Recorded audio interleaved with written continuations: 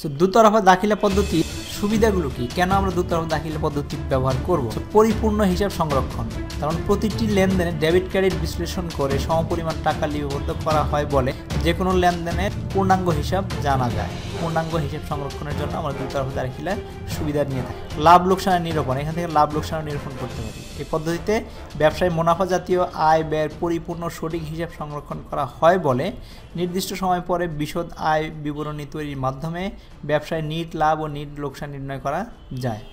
তারপর হচ্ছে গাণিতিক শুদ্ধতা যাচাই।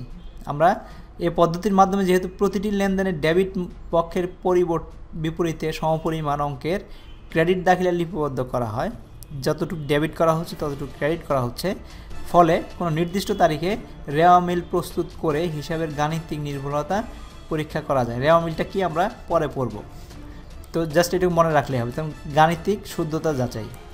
আর্থিক অবস্থা নিরূপণ, আর্থিক অবস্থা নিরূপণ করা যায়। একটি নির্দিষ্ট তারিখে আর্থিক অবস্থা বিবরণী তৈরির মাধ্যমে কারবারের আর্থিক অবস্থা সম্পর্কে ধারণা পাওয়া যায়। ভুল ত্রুটি ও জালিয়াতি উদ্ঘাটন ও প্রতিরোধ। এ পদ্ধতি হিসাব সংরক্ষণ করলে খুব সহজে ভুল ত্রুটি ও জালিয়াতি চিহ্নিত করে প্রতিরোধের ব্যবস্থা করা যায়। এই জন্য আমাদের দুতরফা দাখিলা পদ্ধতি ব্যবহার করতে হবে। তারপর হচ্ছে ব্যয় নিয়ন্ত্রণ। এই পদ্ধতিতে অতিরিক্ত ব্যয় সহজেই নিয়ন্ত্রণ করা যায়। মোট দেনা পাওনা পরিমাণ নির্ণয়, এখান থেকে আমরা কত টাকা দেনা আছে কত টাকা পাওনা আছে সব আমরা নির্ণয় করতে পারি। তারপর সঠিক কর নির্ধারণ। এই পদ্ধতির সঠিক হিসাব রাখার ফলে এর ভিত্তিতে নির্ণীত বিভিন্ন কর যথা আয়কর, আমদানি রপ্তানি শুল্ক, ভ্যাট ইত্যাদি কর কর্তৃপক্ষের নিকট গ্রহণযোগ্য হয়। সহজ প্রয়োগ।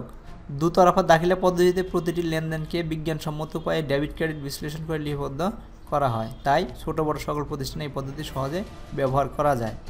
সার্বজনীন স্বীকৃতি। দুতরফা দাখিলা পদ্ধতি একটি বিজ্ঞানসম্মত, পূর্ণাঙ্গ, নির্ভুল, স্বয়ংসম্পূর্ণ ও নির্ভরযোগ্য পদ্ধতি বিধায় সমগ্র বিশ্বে এই পদ্ধতির একটি সর্বজন স্বীকৃত পদ্ধতি হিসেবে গ্রহণযোগ্যতা পেয়েছে। তার মানে আমরা 10টা পেলাম: পূর্ণাঙ্গ হিসেব রক্ষণ, লাভ লোকসান নিরূপণ, গাণিতিক শুদ্ধতা যাচাই, আর্থিক অবস্থা নিরূপণ, ভুল ত্রুটি জালিয়াতি উদ্ঘাটন ও প্রতিরোধ, ব্যয় নিয়ন্ত্রণ, মোট দেনা পাওনা পরিমাণ নির্ণয়, সঠিক কর নির্ধারণ, সহজ প্রয়োগ, সার্বজন স্বীকৃতি। এগুলো হচ্ছে সুবিধা।